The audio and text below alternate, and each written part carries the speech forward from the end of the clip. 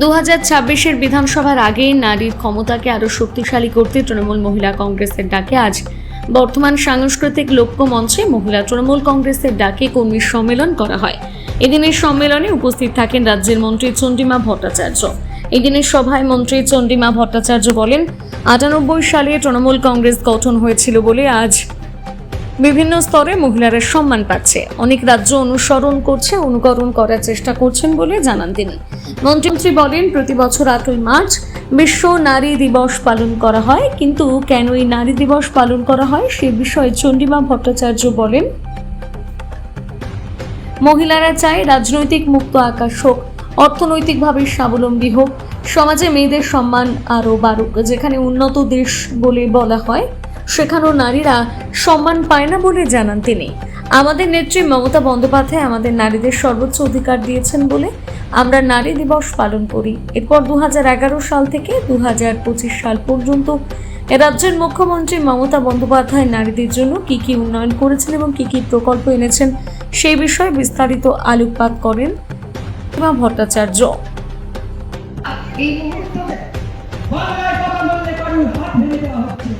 বাংলায় কথা বললে কারোর মাথা ফাটিয়ে দেওয়া হচ্ছে কেন? এই জিনিসটা আজকে আমাদেরকে বুঝতে হবে। কারণ আপনারা জানেন, আমাদের করে আমার সমস্ত জেলা পরিষদের সহকারী প্রত্যেককে আমার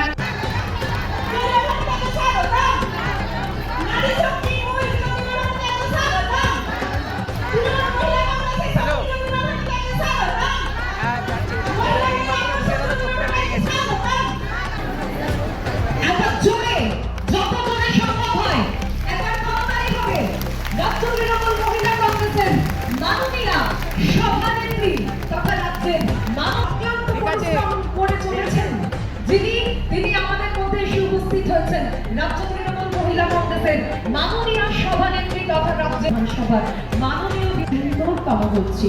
একটা জোরে হাততালি। মেয়েরা, আমরা নারীরা কোনো অংশে কম নয়, আমরা কোনো অংশে দুর্বল নয়, তাই হাততালির আওয়াজটাও আছে আরো বেশি করে, আরো জোরে হবে।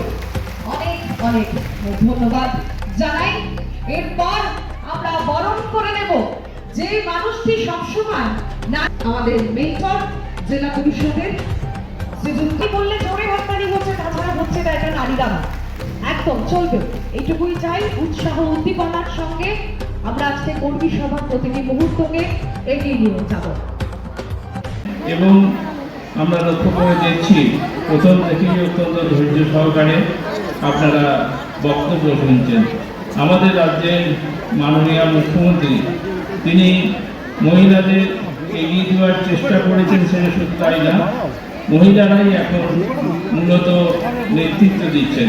আমাদের রাজ্যের মাননীয় মুখ্যমন্ত্রী মমতা বন্দ্যোপাধ্যায় তিনি নিজেও মহিলা, মন্ত্রিসভার যে মহিলা সহকর্মীরা আছেন তাদের ওপরও তিনি অত্যন্ত বিশ্বাস রাখেন এবং বাংলার মহিলারা তার নেতৃত্বে এগিয়ে যাবেন। 2026 সালে যে বিধানসভা নির্বাচন, সেই নির্বাচনে আপনারা তৃণমূল কংগ্রেসকে পুনরায় ক্ষমতায় এনে যাতে চতুর্থবারের জন্য মাননীয় মুখ্যমন্ত্রী মমতা বন্দ্যোপাধ্যায় ক্ষমতায় থাকেন সেটাও আপনারা নিশ্চিত করবেন। আপনাদের সবাইকে ধন্যবাদ এবং কৃতজ্ঞতা জানিয়ে আমার বক্তব্য শেষ করলাম। নবনির্বাচিত বর্ধমান জেলা পূর্বের আমাদের মহিলা সভানেত্রী নীলা মুন্সির উদ্যোগে বর্ধমান জেলা পূর্বের আজকে সমস্ত অঞ্চলে আমার সম্মানীয় মা বোনদের নিয়ে আজকের এই কর্মী সভা, যে সভায় উপস্থিত হয়েছেন আমাদের সবার শ্রদ্ধেয় রাজ্যের মাননীয় মন্ত্রী, আমাদের রাজ্যের দলের সভানেত্রী মাননীয়া চন্দ্রিমা ভট্টাচার্য মহাশয়, আমাদের জেলার সভাপতি আমাদের রবীন্দ্রনাথ চট্টোপাধ্যায় মহাশয় আমাদের এখানে আসছে। আপনাদের কয়েকটা কথা বলবে। আমরা বুঝতে পারছি অনেক গরম, লোক প্রচুর হয়ে গেছে, বাইরে প্রচুর লোক রয়েছে।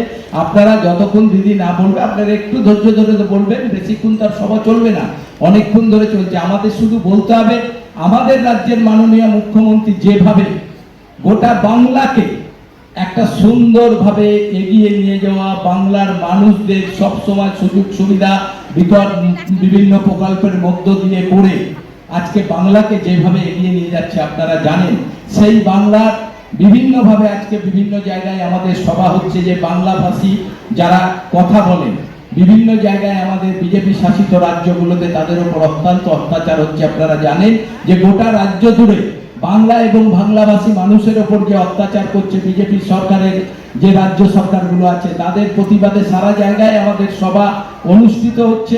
আমরা মনে করব আমাদের সবাইকে একসঙ্গে লড়তে হবে, কারণ সামনের দিনে আর কয়েক মাস পরই বিধানসভা নির্বাচন। আমরা তো চাই চতুর্থবারের জন্য মাননীয় মুখ্যমন্ত্রী আবার বাংলার মুখ্যমন্ত্রী হোক। তার জন্য এখন থেকে আমাদের সবাইকে একজোট হয়ে আমাদের লড়াই করতে হবে। আর বেশি কিছু বলবো না, কারণ অনেকক্ষণ ধরে আপনারা বসেছেন। শুধু বলবো দিদি যতক্ষণ বক্তব্য রাখবে আপনারা একটু ধৈর্য ধরে শুনবেন। মাত্র 39টা বিধানসভা কেন্দ্রে 1,87,000 এমন ভোটার আছে যাদের নাম এক, বাবার নাম এক, ঠিকানা মোটামুটি এক না হলে 1 কিলোমিটার দূরে, তার সাথে আবার রেসিডেন্সিয়াল সার্টিফিকেট আছে। কি ক্যাট বাবু নাকি ক্যাট দিদি, তার মা হচ্ছে ক্যাট মা, বাবা হচ্ছে ক্যাট বাবা, তাকে রেসিডেন্সিয়াল সার্টিফিকেট দিয়েছে।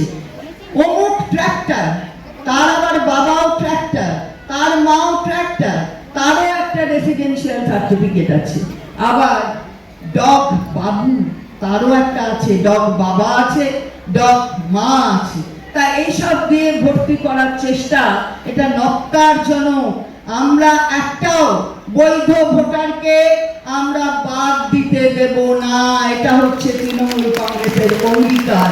বাংলাদেশি বলবে বাংলা ভাষা, ওই সংবিধানে নাকি বাংলা ভাষা স্বীকৃত নয়। আমরা জিজ্ঞাসা করতে চাই যে ভারতবর্ষের সংবিধান যখন হয়েছে 14টি স্বীকৃত ভাষা তখন ছিল, এখন পরবর্তীকালে যুক্ত হতে হতে 22টি স্বীকৃত ভাষা। তার দ্বিতীয় নম্বরে অর্থাৎ ইংরাজির বর্ণমালা অনুযায়ী ওই ভাষার নাম লেখা রয়েছে, তার দ্বিতীয় নম্বরে বেঙ্গলি লেখা আছে। কারণ ভারতবর্ষের সংবিধানের এখনো কোনো স্বীকৃত তর্জমা কোনো প্রাদেশিক ভাষায় হয়নি, তাহলে লেখা আছে বেঙ্গলি। বলছে বেঙ্গলি, তাহলে তো বাংলা নয়। তা আমরা বলছি ওই যে 1 নম্বরে লেখা আছে আসামিজ, তাহলে সেটা তো অহমিয়া লেখা নেই। তাহলে অহমিয়া যদি আসামিজ হয়, তাহলে বাংলা কেন বেঙ্গলি হতে পারবে না? এটাই হচ্ছে ওই যে বলে বলে বাংলাদেশি ভাষা। আমরা বলছি না তো, তোমরা বলছো। বাংলাদেশি ভাষা বলে কিছু হয় নাকি? তাহলে ত্রিপুরায় যান, তারা কি ভাষা করে, কি ভাষা বলে, কেমন তাদের আচরণ, খাওয়া দাওয়া, সেগুলো দেখুন। তাহলে সেখানে তো কোথাও আচরণ করছে না। এখানে বাংলাদেশি যেতে অন্য ভাষা দিয়ে, অন্য রাজ্যে গিয়ে বাংলা ভাষা কথা বললে বাংলা ভাষী আমরা বলে দিচ্ছি এই কারণে, বাংলাদেশি ওরাই বলেছে। রাজ্যের পুলিশ রাজ্যের এখতিয়ারে থাকে, কিন্তু দিল্লি রাজ্যে পুলিশ কেন্দ্রের এখতিয়ারে থাকে। তার অন্তর্গত একটা থানা আমাদের বঙ্গভবনের অফিসার অন স্পেশাল ডিউটিকে একটা চিঠি লিখেছে যে এই দেখুন এই নথি আছে, এটা বাংলাদেশি ভাষায় লেখা, এটাকে তর্জমা করে দিন হিন্দি অথবা ইংরেজিতে, বুঝুন। তো বাংলাদেশি ভাষাটা কোনটা ভাষা আমরা বিজেপির কাছে জিজ্ঞাসা করতে চাই, আর এই যে যারা এগুলো করছে তাদের জিজ্ঞাসা করতে চাই। ফলে এই যে বিভ্রান্তি তৈরি করা, এটা থেকে মুক্ত হতে হবে। আমরা হিসেবে আধারকে অ্যাকসেপ্ট করতে হবে, স্বীকৃতি দিতে হবে। এটা সুতরাং নির্বাচন কমিশন আর এই ধরনের সিদ্ধান্তে সেটা প্রমাণ হচ্ছে। দিদি, উত্তরবঙ্গে আপনার কন্যাশ্রীতে থাকতে পারলেন না, মুখ্যমন্ত্রী উত্তর কন্যায় যেতে হলো, কি বলবেন? এটা বলার কি আছে? মানুষকে সেটা ঠিক আছে, অসুবিধা হয়েছে সেটা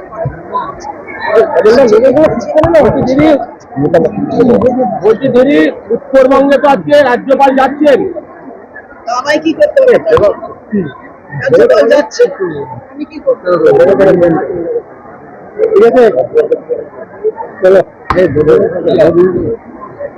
দিদি, আর একটা প্রশ্ন আছে যে সরকারি শিক্ষাঙ্গনের নামে দেখা যাচ্ছে যে কলকাতায় একটা হচ্ছে ভোটারের নাম, কোন সরকারি শিক্ষাঙ্গন, তার ঠিকানা হচ্ছে সেই ভোটারের নামের ঠিকানা হচ্ছে সরকারি শিক্ষাঙ্গন। আমি জানি না, যেখানে যদি কোনো কমপ্লেন থাকে তার জন্য যাদের দায়িত্ব আছে সেই কমপ্লেন